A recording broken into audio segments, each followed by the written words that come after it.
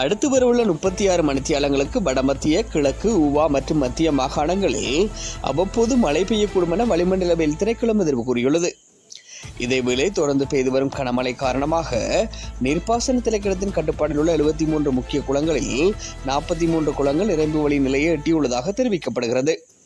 மல்வத்து ஓயாவின் தாழ்நில பகுதிகளில் சிறியளவான வெள்ளப்பெருக்கு ஏற்பட வாய்ப்புள்ளதாக நீர்ப்பாசன திணைக்களம் தெரிவித்துள்ளது. இதேவேளை நாட்டில் தொடர்ந்து நிலை வரும் மழையுடனான வானிலை காரணமாக பல நீர்த்தேக்கங்களின் வான்கதவுகள் திறக்கப்பட்டுள்ளன. இதன்படி அங்கமுக நீர்த்தேக்கத்தின் 2 வான்கதவுகளும் தற்போது திறக்கப்பட்டுள்ளன.